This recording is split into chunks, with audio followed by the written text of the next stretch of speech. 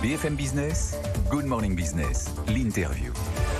Mon invité à 8h17, c'est Bernard Charlès, le directeur général et le vice-président du conseil d'administration de Dassault Systèmes. Bonjour. Bonjour. Merci d'être avec nous quelques minutes après la publication de vos résultats. C'est toujours passionnant parce qu'on sait qu'avec vous, on parle du monde de demain. Vous êtes l'inventeur des jumeaux numériques. Alors au départ, vous faisiez des jumeaux numériques d'avions, puis de voitures. Bon, jusque-là, tout était normal. Puis d'usines, maintenant d'êtres humains. Puisque, effectivement, notamment, on l'a vu avec le rachat de Medidata dans la santé.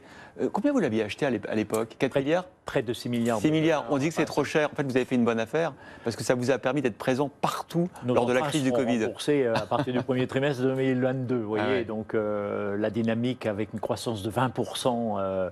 Et puis surtout, le fait que tous les vaccins qui existent aujourd'hui ont été validés avec cette plateforme. Donc on est leader mondial, c'est quand même une certaine fierté d'avoir une société française qui est leader mondial dans un domaine nouveau qui s'appelle la santé avec la conception virtuelle et les jumeaux numériques. Il faut rappeler, parce que vous nous l'aviez expliqué, mais c'est toujours fascinant, en fait on a fait des tests sur le vaccin anti-Covid, pas uniquement avec des êtres humains. Il y avait 3 groupes. Il y a donc le groupe placebo, le groupe soigné, le groupe placebo et un groupe virtuel. Le groupe virtuel est basé sur des analyses et des moteurs d'intelligence artificielle qui rassemblent des profils déjà observés et qui vont vous permettre de donc avec un groupe de patients qui n'existe pas, mais dont la représentativité pour valider le vaccin est bonne. Et d'ailleurs, ce trimestre, précisément, la FDA, le régulateur américain, pour la première fois de l'histoire de l'humanité, c'est quand même, va valider une nouvelle thérapeutique basée sur cette comparaison avec le moteur virtuel. Ça veut dire que la fiabilité des résultats cliniques validés par une population numérique est aussi fiable que si on l'avait validé sur une vraie population. Voire même plus, parce que l'on fait un meilleur ciblage des patients, en l'occurrence, qui seront vraiment concernés et auront un bénéfice, c'est toujours un problème de bénéfice-risque dans le domaine de la santé, un bénéfice maximum. Alors, on va parler du futur. Je dois quand même donner vos résultats parce qu'ils sont très bons pour le 3e trimestre. Un chiffre d'affaires en hausse de 12%, un bénéfice net de 41%. Au total, sur l'année, vous anticipez un bénéfice net par action en hausse de 25%. C'est incroyable parce que vous n'êtes pas le seul. Hein. On a vu Sanofi, on a vu Wendel, on a vu Total Energy.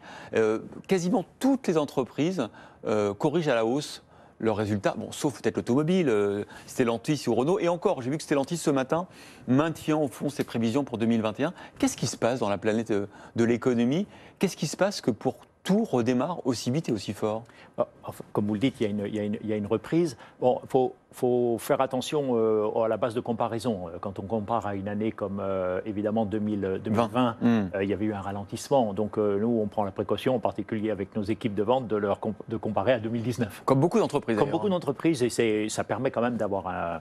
Mais il y a réellement une transformation de l'industrie mondiale dans tous les secteurs, que ce soit les productions d'objets, la santé, mais aussi les infrastructures, la construction.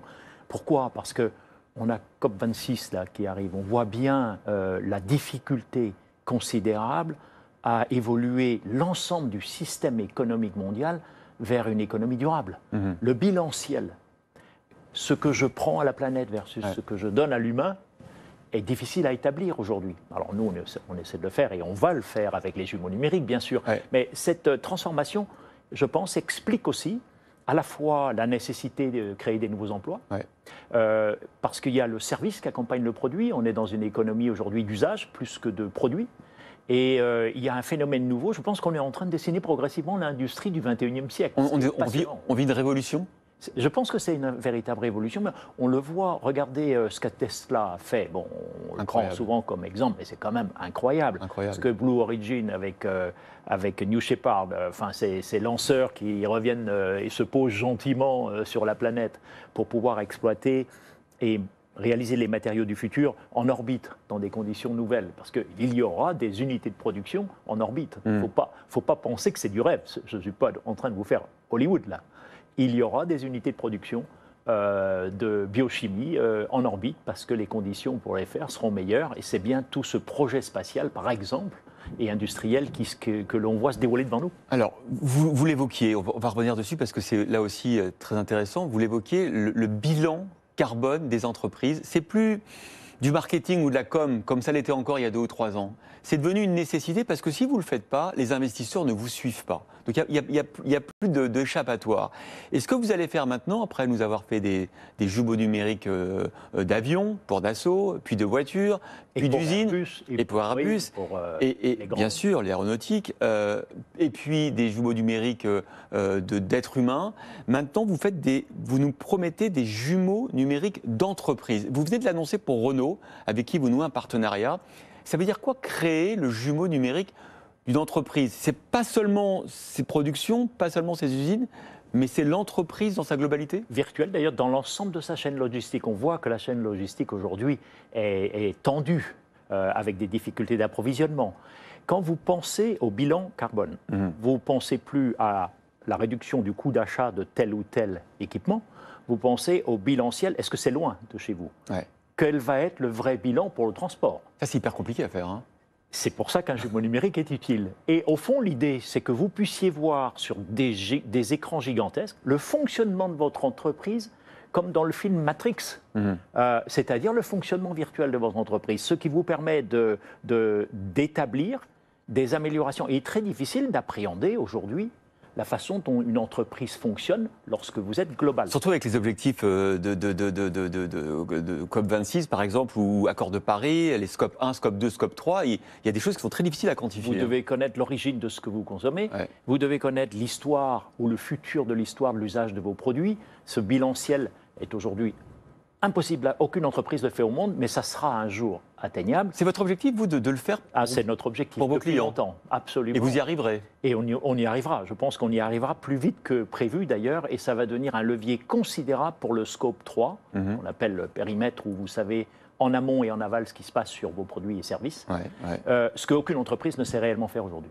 Et pour ça, il vous faut des moyens supplémentaires, il vous faut des acquisitions supplémentaires. Comment vous allez réaliser tout ça? Il faut d'abord de la science, plus que de la technologie. Il faut de la science, il faut de la technologie, parce qu'il faut comprendre les caractéristiques scientifiques. Vous savez, tout le monde parle maintenant de SBTI, Science Based Target Initiatives. C'est inscrit désormais dans l'engagement net zéro de l'ensemble des entreprises.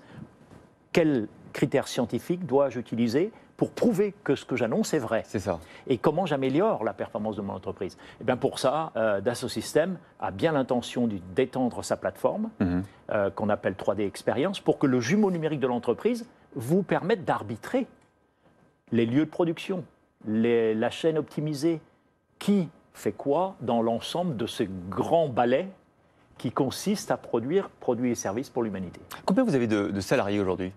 22 000 scientifiques et ingénieurs, c'est-à-dire c'est une société très dense, Dassault Systèmes. C'est-à-dire que, comme vous savez, on a toute notre distribution, l'accompagnement de nos services se font avec des partenaires.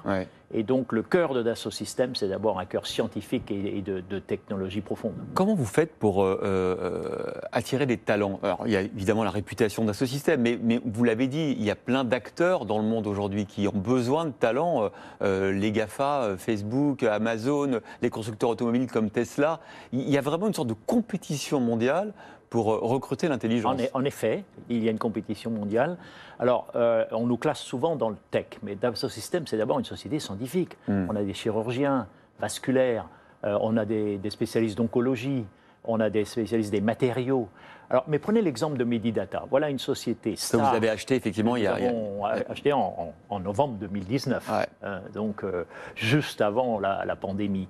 Eh bien, cette société, une star à New York, donc avec des compétences pointues, elle a décidé de rejoindre Dassault Systèmes. Ce n'était pas uniquement une question de prix, c'était une volonté de transformer ensemble, et le projet de Dassault Systèmes attire les talents.